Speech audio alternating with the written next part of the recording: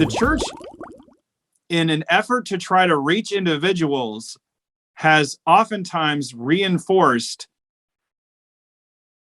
the narrative that it is still about you and God, rather than to say it's about us and God. You're so on target. It's the Philippian jailer and his household, Cornelius and his household, Yes. Christus and Lydia and their household. Yes. The norm for evangelism in the New Testament. So true. So true. So sharing meals with lost families is the route to Pentecost. Ooh, that's good.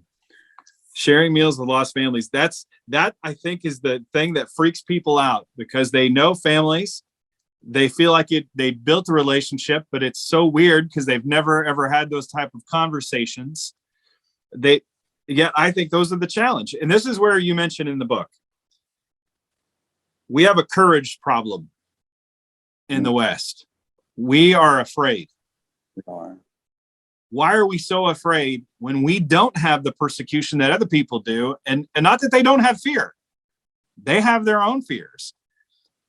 Nevertheless, they seem to be courageous in the face of fear, while in the West, we're too afraid. Why? A little girl came to one of our workshops in Pennsylvania. She came from another state. She was 9 years old, and she waited to after the whole day of teaching, and she came up to me, and she had tears in her eyes, and she said, "Uncle Nick, I got to tell you something." And there was just something in her school, and they were teaching evolution and different things, and she stood up in class and she said, "I don't think the teacher is correct."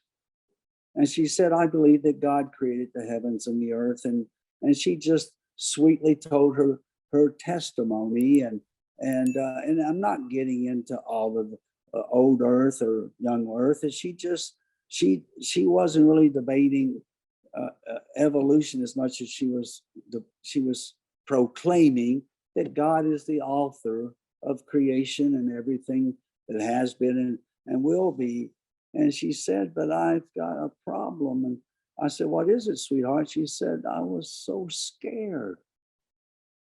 And so I can't get over the fact that I was shaking. I said, "God loves you and honors you. This is not about whether we're afraid or not, is whether or not we give into our fear and are silent.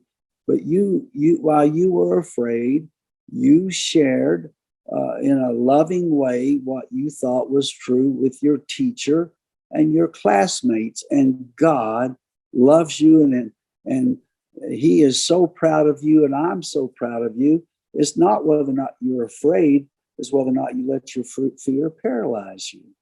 And I said, "I am proud. I can't be more proud of you for what you did." And I said, "What did your teacher say?" She said, "He waited till the room emptied, and he came to me, and he put his arm on my shoulder and said, 'I am so proud of you.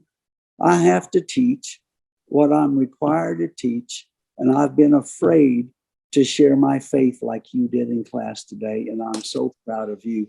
And I just said, "I wish I had I wish you were my daughter. Oh, I wish you were my daughter." And she came, I don't know, maybe 300 or 400 miles with her family, because she wanted to talk to Nik Ripken because she was so ashamed of her fear.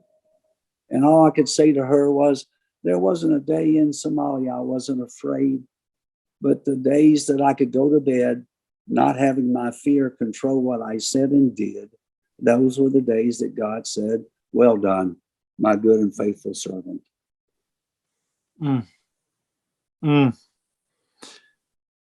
May we all have the same faith as that child. Yeah. That type of faith that challenges us and encourages us. Can you imagine a middle schooler just standing up and just saying, I don't think this is the truth. I think that all this was created by God." And just to share her simple faith. And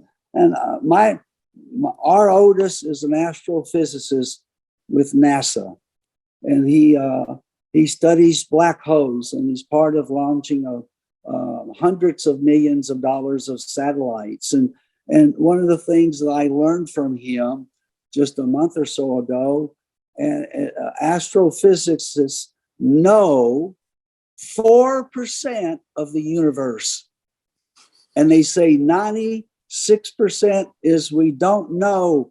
And they said that's what makes our son excited.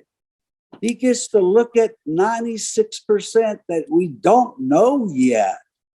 And to let don't know be don't know is freeing and refreshing.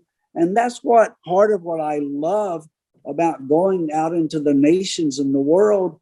We get to go into what we don't know and take what we do know is the essence of who Jesus and his love and his life, his death, and his resurrection, and share in that cauldron of don't know, that abyss of a lack of eternity, of fearing the spirits that are in the trees and the rocks, and the darkness of the don't know of eternity, and be able to say, there's a whole lot I don't know. Here's what I do know.